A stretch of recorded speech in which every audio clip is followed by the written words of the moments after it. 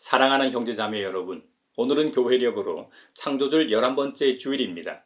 권능과 위대하심으로 태초에 하늘과 땅과 온 우주 만물을 말씀으로 창조하신 우리 주님께서 우리를 부르셨습니다. 모든 만물을 은혜로 맞아주시며 지으신 모든 피조물에게 긍휼을 베푸시는 주님 앞에 이제 우리의 마음과 뜻을 다하여 영과 진리로 주님의 위대하심과 광대하심을 찬양하며 예배합시다. 아멘. 만복의 근원 하나님, 온 백성 찬송 드리고 저 천사여 찬송하세. 찬송 성부 성자 성령.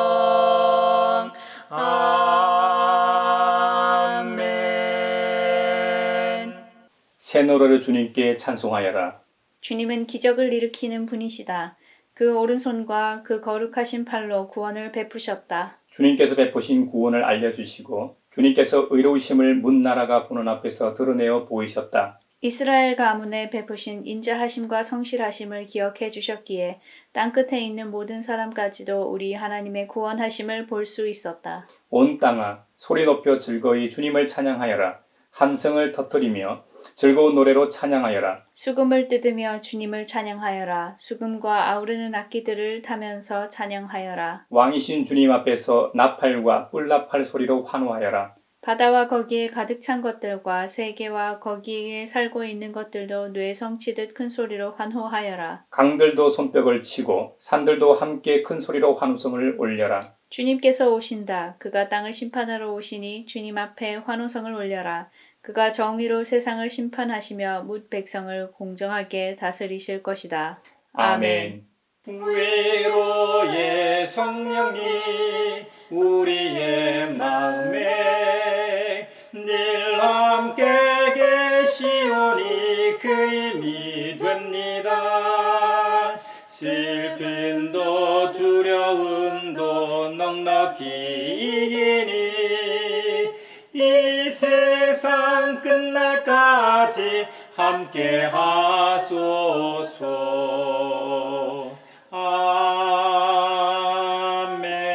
아멘. 자비롭고 은혜로우시며 노하기를 더디하고 한결같은 사랑과 진실이 풍성하신 하나님께서는 우리의 악과 허물과 죄를 용서하신다고 하셨습니다. 이제 그 말씀을 의지하여 우리 죄를 고백하오니 주님께서 저에게 은총을 베푸시는 것이 사실이면 우리의 악과 우리의 죄를 용서해 주시고 모든 불의에서 우리를 깨끗하게 해 주시고 우리를 주님의 소유로 삼아 주시옵소서. 주여 주 예수여 저를 기억해 주소서. 주여 주 예수여 당신 나라 임하실 때 주여 주 예수여 저를 기억해 주소서. 주여 주 예수여 당신 나라 임하실 때.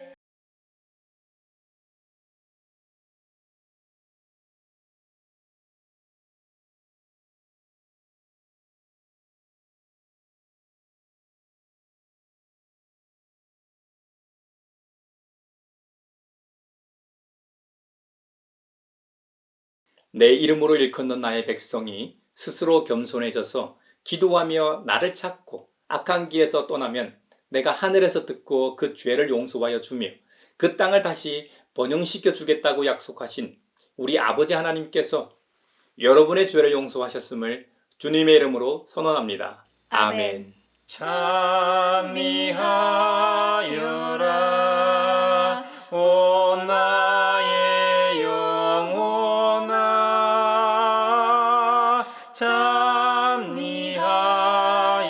참미하여라 거룩한 주 이름. 오늘 우리에게 주신 구약의 말씀은 이사야서 65장 17절에서 25절입니다. 하나님의 말씀을 경청하십시오. 보아라, 내가 새 하늘과 새 땅을 창조할 것이니 이전 것들은 기억되거나 마음에 떠오르거나 하지 않을 것이다. 그러니 너희는 내가 창조하는 것을 길이길이 기뻐하고 즐거워하여라. 보아라, 내가 예루살렘을 기쁨이 가득 찬 도성으로 창조하고 그 주민을 행복을 누리는 백성으로 창조하겠다. 예루살렘은 나의 기쁨이 되고 거기에 사는 백성은 나의 즐거움이 될 것이니 그 안에서 다시는 울음소리와 울부짖는 소리가 들리지 않을 것이다. 거기에는 몇 날 살지 못하고 죽는 아이가 없을 것이며 수명을 다 채우지 못하는 노인도 없을 것이다. 100살에 죽는 사람을 젊은이라고 할 것이며 100살을 채우지 못하는 사람을 저주받은 자로 여길 것이다. 집을 지은 사람들이 자기가 지은 집에 들어가 살 것이며 포도나무를 심은 사람들이 자기가 기른 나무의 열매를 먹을 것이다. 자기가 지은 집에 다른 사람이 들어가 살지 않을 것이며 자기가 심은 것을 다른 사람이 먹지 않을 것이다. 나의 백성은 나무처럼 오래 살겠고 그들이 수고하여 번 것을 오래오래 누릴 것이다. 그들은 헛되이 수고하지 않으며 그들이 낳은 자식은 재난을 당하지 않을 것이다. 그들은 주님께 복받은 자손이며 그들의 자손도 그들과 같이 복을 받을 것이다. 그들이 부르기 전에 내가 응답하며 그들이 말을 마치기도 전에 내가 들어주겠다. 이리와 어린 양이 함께 풀을 먹으며 사자가 소처럼 여물을 먹으며 뱀이 흙을 먹이로 삼을 것이다. 나의 거룩한 산에서는 서로 해치거나 상하게 하는 일이 전혀 없을 것이다. 주님의 말씀이시다. 성령이여 우리 성경 읽을 때 그 속에서 빛을 보게 하소서. 오늘 우리에게 주신 서신의 말씀은 데살로니가 후서 3장 6절에서 13절입니다. 하나님의 말씀을 경청하십시오. 형제 자매 여러분, 우리는 우리 주 예수 그리스도의 이름으로 여러분에게 명령합니다. 무절제하게 살고 우리에게서 받은 전통을 따르지 않는 모든 신도를 멀리 하십시오. 우리를 어떻게 본받아야 하는지는 여러분이 잘 알고 있습니다. 우리는 여러분 가운데서 무절제한 생활을 한 일이 없습니다. 우리는 아무에게서도 양식을 거저 얻어먹은 일이 없고 도리어 여러분 가운데서 어느 누구에게도 짐이 되지 않으려고 수고하고 고생하면서 밤낮으로 일하였습니다. 그것은 우리에게 권리가 없어서가 아니라 우리가 여러분에게 본을 보여서 여러분으로 하여금 우리를 본받게 하려는 것입니다. 우리가 여러분과 함께 있을 때 일하기를 싫어하는 사람은 먹지도 말라 하고 거듭 명하였습니다. 그런데 우리가 들으니 여러분 가운데는 무절제하게 살면서 일은 하지 않고 일을 만들기만 하는 사람이 더러 있다고 합니다. 이런 사람들에게 우리는 주 예수 그리스도 안에서 명하며 또 권면합니다. 조용히 일해서 자기가 먹을 것을 자기가 벌어서 먹으십시오. 형제 자매 여러분, 선한 일을 하다가 낙심하지 마십시오. 성령이여 우리 성경 읽을 때 그 속에서 빛을 보게 하소서. 오늘 우리에게 주시는 복음의 말씀은 누가복음서 21장 5절로 19절입니다. 주님의 말씀을 경청하십시오. 몇몇 사람들이 성전을 가리켜서 아름다운 돌과 봉헌물로 꾸며 놓았다고 말들을 하니 예수께서 말씀하셨다. 너희가 보고 있는 이것들이 돌 한 개도 돌 위에 남지 않고 다 무너질 날이 올 것이다. 제자들이 예수께 물었다. 선생님, 그러면 이런 일들이 언제 있겠습니까? 또 이런 일이 일어나려고 할 때에는 무슨 징조가 있겠습니까? 예수께서 대답하셨다. 너희는 속지 않도록 조심하여라. 많은 사람이 내 이름으로 와서 말하기를 내가 그리스도다 하거나 때가 가까이 왔다 할 것이다. 그러나 그들을 따라가지 말아라. 전쟁과 난리 소문을 듣더라도 두려워하지 말아라. 이런 일이 반드시 먼저 일어나야 한다. 그러나 종말이 곧 오는 것은 아니다. 그때 예수께서 그들에게 말씀하셨다. 민족이 일어나 민족을 치고 나라가 일어나 나라를 칠 것이다. 큰 지진이 나고 곳곳에 기근과 역병이 생기고 하늘로부터 무서운 일과 큰 징조가 나타날 것이다. 그러나 이 모든 일이 일어나기에 앞서 사람들이 너희에게 손을 대어 박해하고 너희를 회당과 감옥에 넘겨줄 것이다. 너희는 내 이름 때문에 왕들과 총독들 앞에 끌려갈 것이다. 그러나 이것이 너희에게는 증언할 기회가 될 것이다. 그러므로 너희는 변호할 말을 미리부터 생각하지 않도록 명심하여라. 나는 너희의 모든 적대자들이 맞서거나 반박할 수 없는 구변과 지혜를 너희에게 주겠다. 너희의 부모와 형제와 친척과 친구들까지도 너희를 넘겨줄 것이요. 너희 가운데서 도로는 죽일 것이다. 너희는 내 이름 때문에 모든 사람에게 미움을 받을 것이다. 그러나 너희는 머리카락 하나도 잃지 않을 것이다. 너희는 참고 견디는 가운데 너희의 목숨을 얻어라. 이것은 주님의 말씀입니다. 하나님 감사합니다. 성령의 여우리 성경 읽을 때 그 속에서 빛을 보게 하소서. 사회를 위하여 기도합니다. 대한민국은 이태원 참사라는 국가적 트라우마를 또 한 번 경험했습니다. 이번에도 책임지지 않는 대통령과 정부 지도자들은 위패나 영정사진도 없는 애도기간을 선포하고 진상이 하나도 밝혀지지 않은 채 빨리 다음 이슈로 넘어가고 있습니다. 하지만 유가족들의 슬픔과 분노는 여전하고 전 국민은 기본적인 안전을 보장받지 못해 두려움 가운데 있습니다. 앞으로 또 이런 일이 터지지 않고 우리 아이들이 길거리를 걸으며 안전할 것이라는 보장이 없습니다. 대한민국을 불쌍히 여기시고 지도자와 책임자의 부재로부터 시민들을 보호하시고 시민들이 무력감에 눌려 각자 도생하는 데만 급급하지 않게 하시고 정치와 공적 논의가 활발하게 작동하는 사회가 되게 하소서. 성령의 은사를 나에게 채우사 주님의 사랑 본받아 나 살게 하소서. 교회를 위하여 기도합니다. 주님께서는 교회를 정의하시길 만민이 기도하는 집이라고 말씀하셨습니다. 한국교회 하면 가장 대표적인 것이 새벽기도와 금요 철야기도입니다. 한국교회가 자랑하는 1907년 평양대 부흥운동도 기도가 그 불씨가 되었습니다. 현재 한국교회와 이 사회에는 크고 작은 아픔과 상처가 너무나 많습니다. 인간이 일하는 정치, 경제, 사회, 문화, 교육, 언론, 법조, 교회와 목회 등 모든 영역에서 소망을 찾을 수 없는 현실입니다. 결국 인간과 이 비두세계를 창조하신 주님께 도움을 요청할 수밖에 없습니다. 자애로우신 주님, 우리를 긍휼히 여기사 한국교회가 다시 한번 기도하는 공동체가 되게 하시어 이 사회의 희망이 되게 하시고 그로 인해 이 사회에 참된 평화가 찾아오게 하소서. 성령의 은사를 나에게 채우사 주님의 사랑 본받아 나 살게 하소서. 세계 평화를 위하여 기도합니다. 이번 주 발리에서 G20 정상회의가 개최됩니다. 코로나 팬데믹 이후 경제 회복에 초점을 두고 지속 가능한 에너지로의 전환이 논의됩니다. 그리고 이번에 바이든 대통령과 시진핑 주석이 만나는 자리가 될 것입니다. 이번에 푸틴이 불참함으로 우크라이나 전쟁에 대한 합의는 기대하기 어려운 상황이지만 세계 경제 위기에 실효성 있는 결과가 나오기를 기도합니다.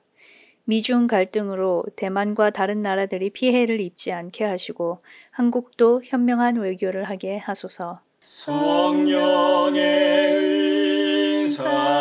은사를 나에게 채우사 주님의 사랑 본받아 나 살게 하소서. 하나님께서는 새 하늘과 새 땅을 창조하시겠다고 이사야 예언자를 통해 우리에게 말씀하십니다. 이것은 절망 가운데 있는 우리에게 희망의 메시지입니다. 천국이 가장 좋은 이유가 무엇일까요? 이전 것들이 기억되거나 마음에 떠오르지 않기 때문일 겁니다. 만약 천국에 갔는데도 이 세상에서 하던 근심 걱정이 그대로 남아있다면 그곳 역시 천국은 아닐 겁니다.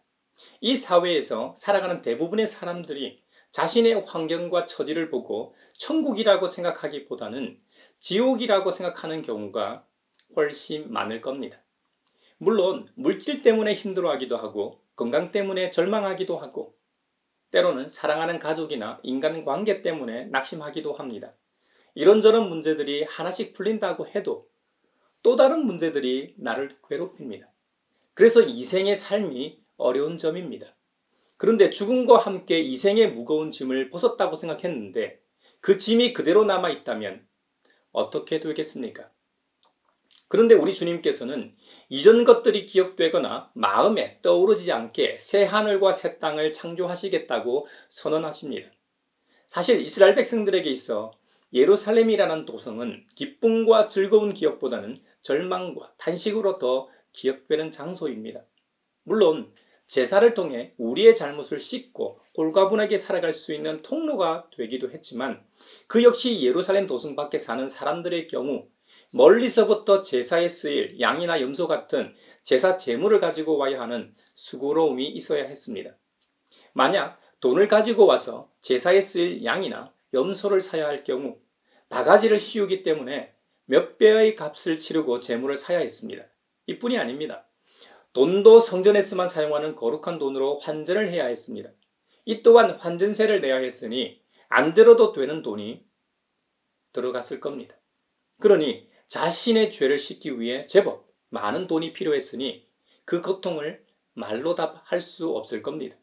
그리고 제사를 집례하는 제사장과 레위인들도 자신의 이익을 위해 성전 안 환전상과 제사 제물을 파는 이 장사치들과 유착되어 있었으니 제사 이 절기 상황과 형편에 따라 매번 달랐을 겁니다. 그러니 일반 백성들 입장에서는 창조주 하나님만을 이 만나는 자리도 이 돈으로 사야만 했으니 여기에 참된 평화가 있었겠습니까?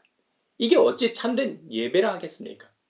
무엇보다 이스라엘 백성들의 죄악이 관영해 결국 바빌로니아의 제국에 의해 로마 제국에 의해 예루살렘 성전이 허물어졌을 때 그들의 절망은 이 하늘이 무너지는 상황이었을 겁니다. 그러니 이스라엘 백성들에게 있어 예루살렘 성전은 그리 좋은 기억이 아닙니다.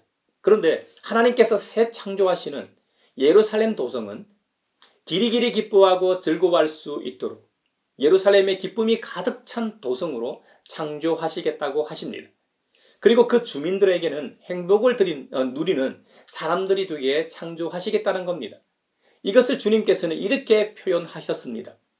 예루살렘은 나의 기쁨이 되고 거기에 사는 백성은 나의 즐거움이 될 것이니 그 안에서 다시는 울음소리도 울부짖는 소리가 들리지 않을 것이다. 할렐루야. 예루살렘이 멸망할 때 예루살렘을 사수하기 위한 수많은 젊은이들이 전쟁으로 죽어가야만 했습니다. 그리고 침략군에 의해 어린아이들과 여인들은 약탈당했습니다.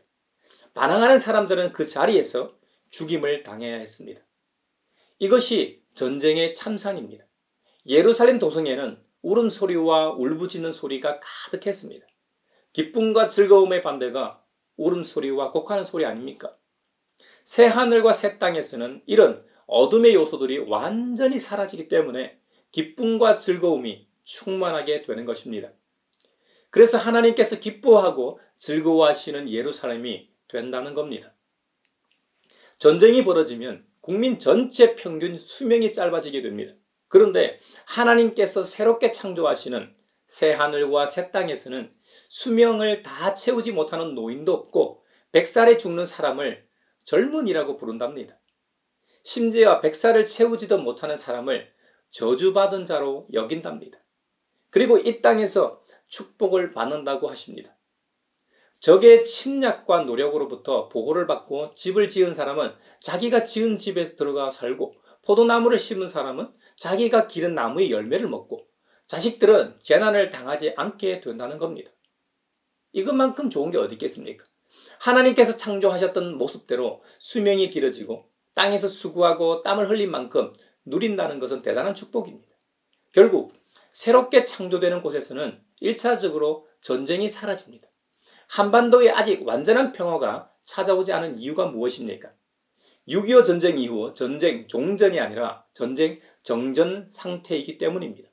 언제라도 전쟁이 발발할 수 있다는 불안정과 두려움 때문에 비록 평화롭게 일상을 살아가지만 북한에서 미사일을 한 발만 쏴도 도발하면 이 남한이 그 유습거리로 이슈가 되는 거 아닙니까?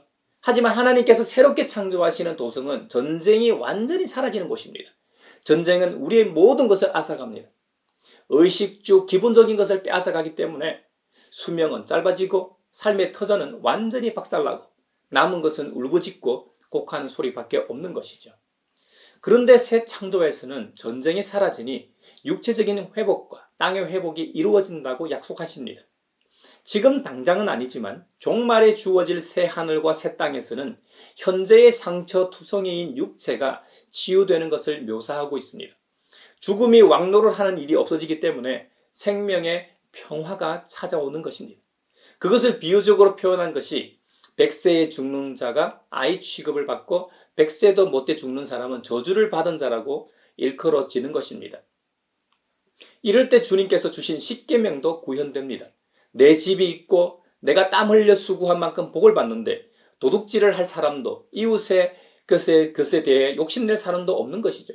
그러니 자연스레 십계명 제8계명과 제10계명을 지킬 수밖에 없습니다. 지금은 끊임없이 남과도 비교하며 상대적 박탈감 때문에 시기하고 질투하고 미워하고 그래서 할 수만 있다면 남을 짓밟았으라도 한 단계라도 올라서려고 하는 것입니다. 하지만 주님께서 창조하시는 새로운 곳에서는 그럴 필요를 느끼지 못합니다. 그곳은 완전한 곳이요 주님께서 주시는 참된 평화가 안착된 곳입니다. 이런 모습을 이사야 예언자는 65장 새 창조 마지막 절에서 주님의 말씀을 대언하기를 이리와 어린 양이 함께 풀을 먹으며 사자가 소처럼 여물을 먹으며 뱀이 흙을 먹이로 삼을 것이다. 나의 거룩한 산에서는 서로 해치거나 상하게 하는 일이 없을 것이라고 했습니다. 여러분, 이 땅에서 이런 상급끼리 조화를 이루며 평화롭게 사는 모습은 없습니다. 이 세상 그 어디에도 이런 모습을 찾을 수 없습니다. 소비에트 연방이 해체됨으로 공산주의는 몰락하고 민주주의만 남았습니다. 그렇다고 민주주의가 참된 평화를 가져오느냐? 그것도 아닙니다. 민주주의라는 것이 국가의 주권이 국민에게 있고 국민을 위하여 정치를 행하는 제도입니다. 하지만 이것도 사람이 많아지다 보니 우리나라의 경우 국민 개개인이 직접 정치 결정 과정에 참여하지 않고 어떻게 합니까? 국민이 선출한 대표들을 통하여 정치 결정 권한을 대리하게 하는 대의 민주주의를 채택하고 있습니다. 그런데 이 사회는 어떻습니까? 국민의 뜻을 따라 선출된 대표들이 여의도에서 어떻게 하고 있습니까? 국민의 뜻에 따라 정치 활동을 하고 있는가요? 또 정부는 국민의 복리 증진을 위해 정책을 수립하고 시행하던가요? 국가는 효율적인 지도력과 책임 있는 비판을 보장하고 출판, 결사, 언론의 자유를 보장하고 있나요? 그리고 모든 시민은 권력으로부터 자유롭게 독립된 사법제도의 보호를 받고 있습니까? 법조인 카르텔이 형성돼 자기네끼리의 권력을 유지하기 위해 사법부의 독립을 외치고 있지는 않습니까? 민주주의를 부정하거나 이 사회 자체를 부정하는 것이 아닙니다. 이 세상에서 제 아무리 좋다고 하는 것도 완전하지 않음을 말씀드리는 것입니다. 그래서 이 땅에서 일어나는 모든 일은 평화를 말하지만 평화가 없다는 것입니다. 그래서 창조주이신 주님께서 새롭게 창조하시는 곳에서만 참된 평화가 찾아오는 것입니다.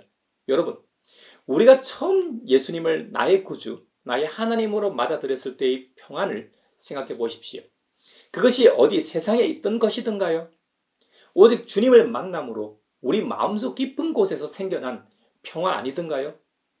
주님께서 이제 새 하늘과 새 땅, 이것을 창조를 통해 완전한 평화 공동체를 이루시겠답니다. 여러분, 갓난아기에게 있어 가장 좋은 것이 무엇입니까? 아기가 울기 전에 엄마가 이 시간 맞춰 젖도 물리고 똥오줌을 쌌는지 확인하고 갈아주는 것입니다. 새 하늘과 새 땅에서는 우리가 부르기 전에 주님께서 응답하십니다. 우리의 말이 마치기도 전에 주님께서 들어주신다는 겁니다. 부르짖음에 대한 들으심과 응답이야말로 하나님의 통치가 이루어지는 상징적인 것입니다. 여러분, 예루살렘 성전은 하나님께 부르짖는 장소입니다. 만민이 기도하는 집으로서의 목적이 있는 공간입니다. 하지만 이 땅의 예루살렘은 제한적입니다. 아무 때나 들어갈 수 없고 절기 때도 제사를 집례하는 제사장이나 레위의 행포로 고초를 겪어야 했습니다. 반면 새 창조가 이루어지는 새 하늘과 새 땅에서는 적대적인 동물들, 즉 뱀이 물지 않고 이리와 어린 양, 사자와 소 사이의 은유적 평화를 통해 인간은 이해할 수도 만들 수도 없는 평화가 이루어질 것임을 보여주십니다. 이것은 하나님의 임재와 통치 가운데 있기 때문입니다. 그 옛날 예루살렘에서는 항상 하나님의 임재가 있었던 것은 아닙니다. 하지만 메시아의 성육신 사건은 완전한 하나님의 임재 사건입니다. 창조주께서 피조물을 찾아오신 사건은 인류 역사상 가장 위대하고 가치 있는 일입니다. 구약 시대에는 피조물의 울부짖음을 통해 응답하셨다면 메시아의 오심으로 부르짖음이 필요 없는 이상적 세상이 된다는 것입니다. 하나님께서 백성들의 문제를 미리 아시고 해결하시기 때문입니다.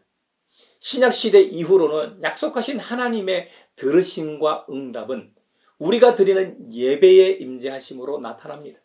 예수 그리스도의 십자가와 부활을 믿음으로 구원을 통해 구원받은 그리스도인들의 예배에 좌정하고 계심이 하나님의 응답이요 들으심입니다.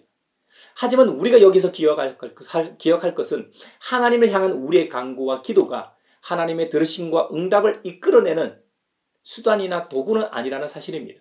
하나님의 왕권과 통치가 있는 곳이기 때문에 우리의 부르짖음과 별개로 주권적으로 하나님께서 선제적으로 일하십니다. 다만 피조물인 우리의 입장에서는 우리의 상황과 절박함의 간구와 부르짖음을 통해 우리의 신앙을 고백하게 하시는 것입니다. 응답하시는 하나님의 어떤 분이신지 우리 스스로 인정하고 고백하게 하시는 겁니다.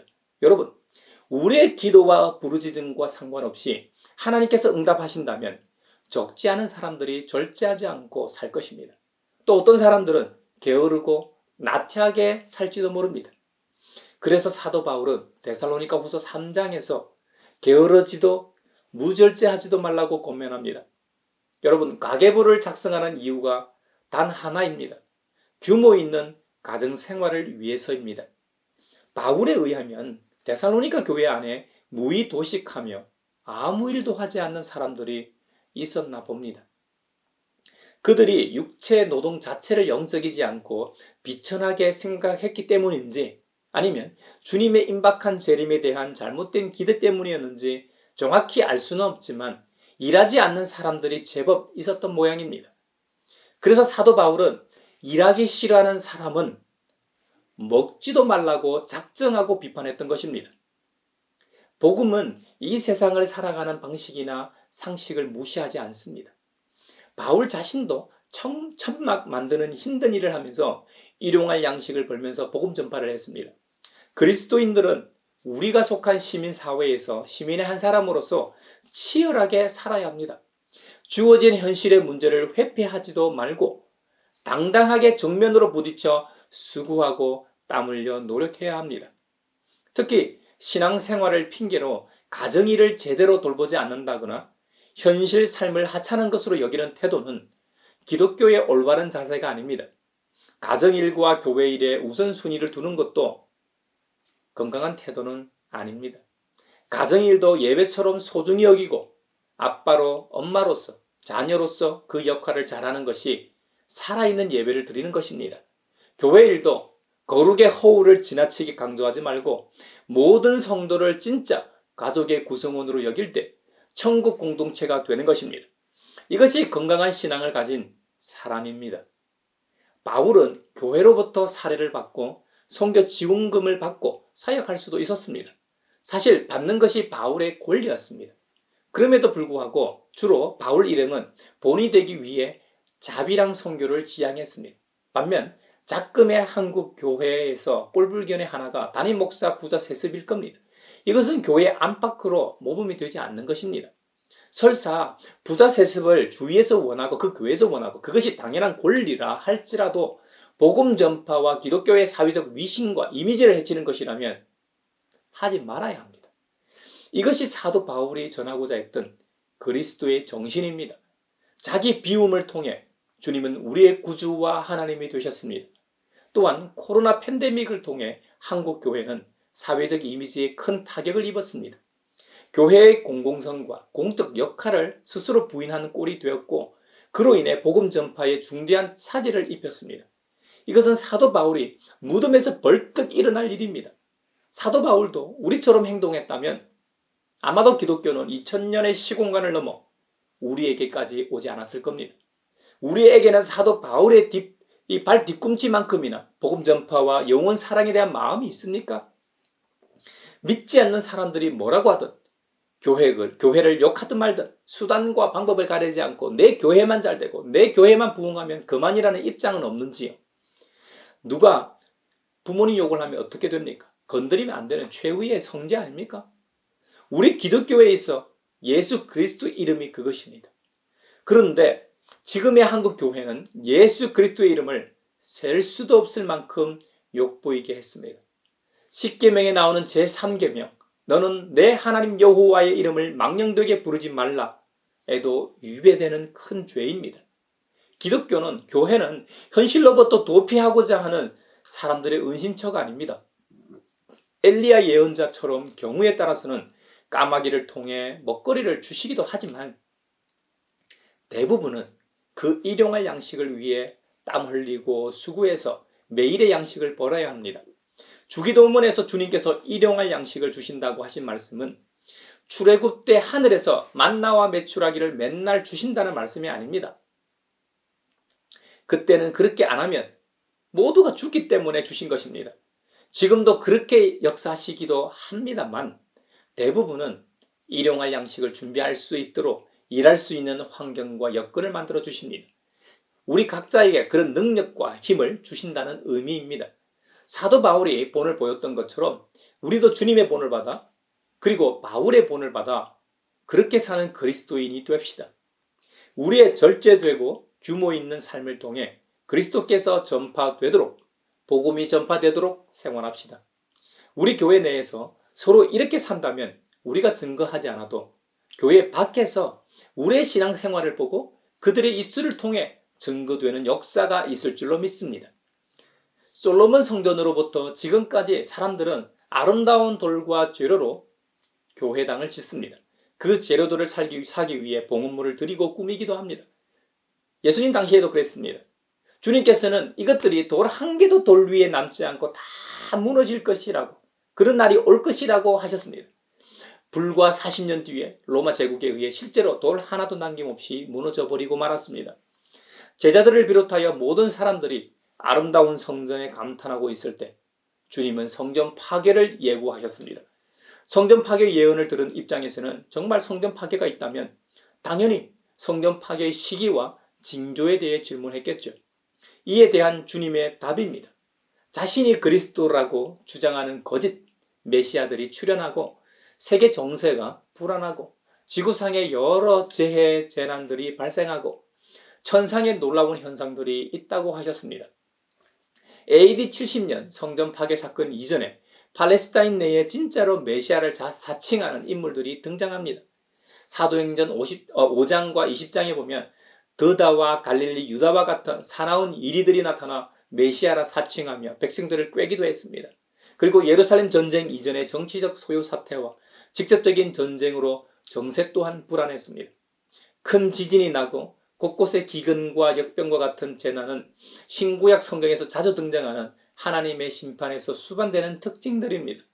근데 무엇보다 성전 파괴 직전에 제자들이 감수해야 했던 것은 박해입니다. 주님 때문에 부모와 형제, 친척과 친구들로부터도 핍박을 받는다고 하셨습니다. 가까운 사이인 사람들로부터의 핍박은 참으로 가혹합니다. 그러한 박해와 핍박이 자연스러운 현상이라는 겁니다. 하지만 다니엘과 세 친구를 사자굴과 불 속에서 구원해 주셨던 주님께서 우리의 머리카락 하나도 잃지 않게 하겠다고 하십니다. 실제로 불 속에서 나온 다니엘의 세 친구의 모습이 어땠습니까? 머리카락 한 올도 타지 않은 상태였습니다. 영적 안전 보장이 확실함을 말씀하시는 겁니다. 그리고 초대교회 성도들을 회당과 감옥에 넘겨주고 예수님의 이름 때문에 왕들과 총독 앞에 끌려나가 고초를 겪는다는 겁니다. 이러한 일들은 복음 증거의 기회가 된다고도 하셨습니다. 예수님도 그러셨고 베드로 사도나 사도 바울의 경우도 옥중이나 왕과 총독 앞에서 복음을 전함으로 영혼 구원한 사실들이 많았습니다. 이런 예수님의 예언은 사도행전을 통해 제자 공동체를 통해 예언이 성취된 것을 우리가 봅니다. 특히 주님은 적대자들에게 반박할 구변과 지혜를 주신다고 하셨습니다. 이것은 두말할 나위 없이 성령님을 통해 말할 것을 가르쳐 주심을 의미합니다. 저와 여러분이 구원받은 사람이라면 이미 성령님이 우리 안에 내주하고 계십니다. 누구든지 하나님의 영, 곧 성령님을 힘입지 않고서는 예수는 주님이시라고 고백할 수 없다고 했습니다. 그러니 예수님을 나의 구주, 나의 하나님이라고 고백하는 자마다 이미 성령님이 그 사람 속에, 내 안에 거하고 계십니다. 우리 속에 내주하고 계신 성령님께서 상황에 따라 지혜롭게 말하게 하심을 믿으십시오. 그래서 주님은 때를 얻든지 못 얻든지 복음을 전파하라고 하셨던 것입니다. 시편 기자는 우리를 구원하신 주님을 이렇게 노래했습니다. 주님께서 능력의 오른손과 거룩하신 팔로 구원을 베푸시고 기적을 일으키심을 시편 기자는 노래했습니다. 주님의 구원하심과 의로우심을 문나라가 보는 앞에서 드러내 보이셨다고 합니다. 이것에 관하여는 가나안 정착 과정을 보면 쉽게 알 수 있습니다. 히브리 노예들이 이집트를 나와 약속의 땅 가나안으로 들어가 정착하는 여정은 만만치 않았습니다.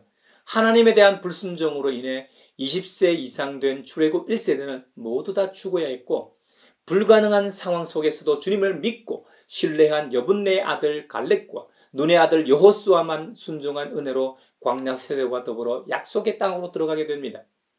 요단강을 건너서 요단 서편 땅으로 들어가 난공불락의 여리고성과 아이성을 주님의 은혜로 정복하고 정착하는 데 성공하게 됩니다.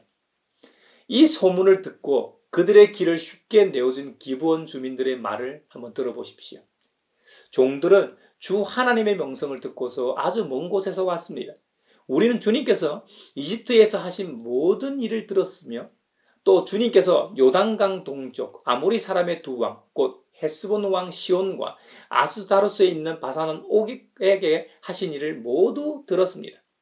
여러분, 오직 주님만이 이 세상을 심판하실 수 있습니다.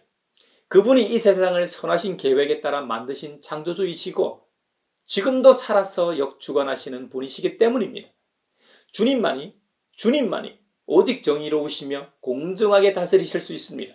그러므로 믿는 모든 자들은 새 노래로 주님을 찬송하며 하나님께서 우리를 위해 하신 일들을 노래해야 하겠습니다. 오늘 말씀처럼 우리를 위해 새 하늘과 새 땅을 창조하시고 예비해 놓고 계십니다. 우리는 이 땅에서 예수님을 믿음으로 그 맛을 조금 보고 살고 있습니다. 하지만 머지않아 영원히 그 새로운 예루살렘 도성에서 살게 될 것입니다. 하나님께서 통치하시는 평화로운 나라, 사랑이 가득한 나라, 불공평함이라고는 조금도 없는 나라 말입니다. 그러니 우리 모두는 때를 얻든지 못 얻든지 복음을 전하는 자가 됩시다. 단순히 우리 교회에 출석하는 교인 숫자를 늘리기 위함이 아니라 하나님 나라가 이 땅에 임하고 예수 그리스도의 복음이 전파되어 이 땅에 울부짖음과 곡소리가 그치고 기쁨과 즐거움이 가득하여 참된 평화가 임하길 바랍니다.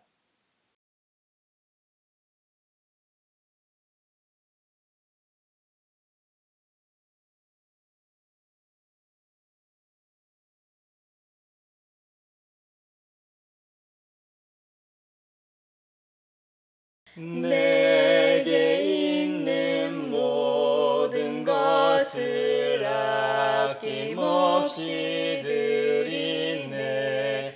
사랑하고 의지하며 주만 따라 살리라. 주께 드리네. 주께 드리네. 사랑하는